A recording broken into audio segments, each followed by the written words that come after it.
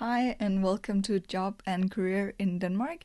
I am Diana and today I'm going to show you about the CVR register. So the CVR register, you can use that to find companies to apply with.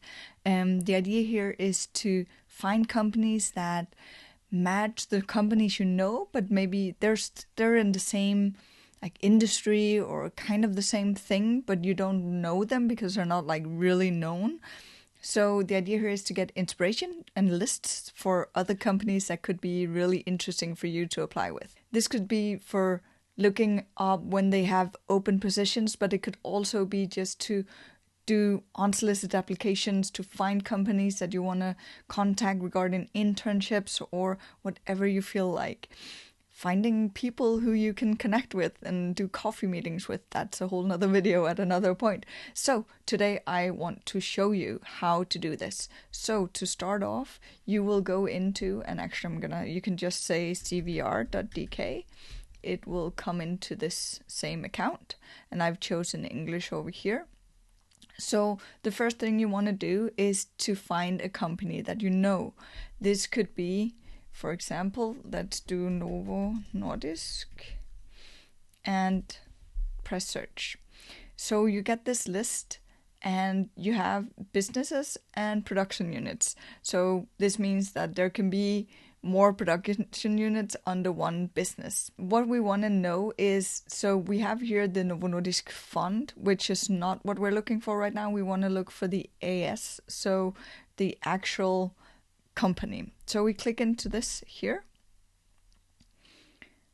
And then we get a lot of extra information. So this site in general can be used also for your research. If you have a job posting that you want to look into more information about the company, you can also find it in here.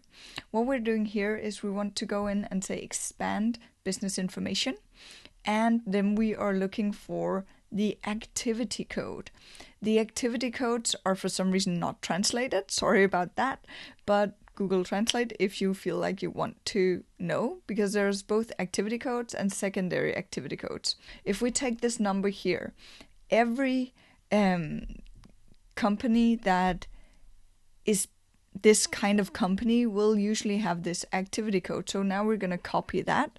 And then we're going to go up and press on the logo up here. The reason I'm not just going back is I want to have a totally fresh start for the next part I'm going to do.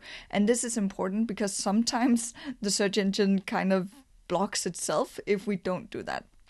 So the next thing we want to do, we're not going to type in or paste in our number here. We're going to go into filters. And then we're going to go into select industry. And then we are going to paste in our number and press search. We're going to do select. And now you can see here there is, with no other things chosen, there is 366 businesses. I want to do only businesses because usually that's the important part here, because production units are usually not, depending on the company, of course, but usually you will go directly to the business and not to the different units. So here you would be able to get a list of 366 results. But if you're not interested in applying in the entire country, you can go in and choose region. Again, Google Translate these regions if you don't know them in Danish, because again, for some reason they did not translate those, but I'm going to choose the city of Copenhagen. Then another important thing here is choose the business status. So we only want the active businesses, because here you can have terminated businesses and everything. And these 366 businesses, that they will have the same status. And you want to have the overall active. There's a lot of small one-person companies in Denmark, which means that for this result, it might be a good idea to choose number of employees. Let's just make a real quick search before we do this. So right now, when we've chosen active companies and Copenhagen area, or greater Copenhagen area, I guess, we still have 152 companies. You could do this, but again, there's a lot of small companies in Denmark with 0 or 1 employees. So for an internship, it might be an idea to go into at least 10, but that's totally up to you. It depends on whatever your aim with that internship is, of course. This is also something that I often choose to search, or criteria use in my search, because it can help me. Sometimes it's also, I really want a 1 employee or 0 employee, so only the owner company, because that is my aim here, to find somewhere that I can be a one-on-one intern. So it all depends on what your goal is. So let's see, we're going from 152 to only 12 companies here. And these are usually some of the big companies, which makes sense here. Lundbeck, Bavarian, these companies.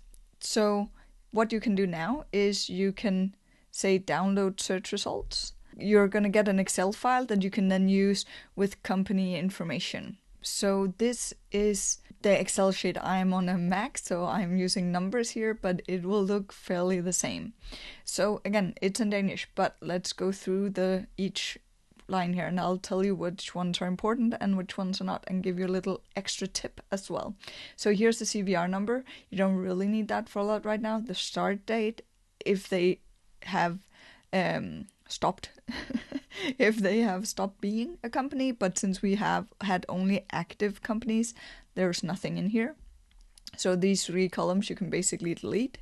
Then there is the name of the company, the address, the post number, the city, and the form of the company. So if it is an APS or an AS, then there's the activity code that we had before. So basically that's also something you can just delete because it's not relevant anymore. Then there is phone number and email. And this is if you're allowed to market to it or not. What I want to say with the phone number here and the email address is be aware of this, because an info email is a gatekeeper, and usually these numbers are also to the reception. And when we're doing unsolicited applications, that is not what we want. We don't want the gatekeepers. We want the people who can actually give us information. But we can still use this, of course, to get ideas. And if we choose something that, if we hadn't put a minimum of 10 employees, but maybe just 5, we would have more opportunities here, more companies, right? So you kind of decide how long the list is depending on what your criteria are. I want to give you another way of finding that information. Okay, so if we want to go in and find Novo Nordisk, let's see. We go into Job Index, and you can also find my video on Job Index on the channel. So what we can do here is go into the archive and find, or even we don't need to do the archive at first. We can actually do here, and maybe we want to. So right now there's 291 active jobs from Novo Nordisk in Job Index. So we probably want to go in and see what kind of jobs. So maybe we are in branding. Let's see if there's something. There's nothing. Engineering. Okay, so there's still quite a lot. So basically what we can do now is go into see if there's any interesting information and contact people posted in these jobs. So here we actually have someone that you can talk to. If there is no position open in the area that you are looking for, then you can choose to go into the archive and choose the dates. There we go, and I just want to go to, there we go, let's see. There's a lot of jobs, but let's see if it comes up. Here it comes up. So again, you can do the same thing. You can go in and find the contact information for the people who would be relevant for the type of job that you're looking for. I really hope this helped you out. If you have any questions on how to use the CVR register, please ask me in the comments and I will come back and answer.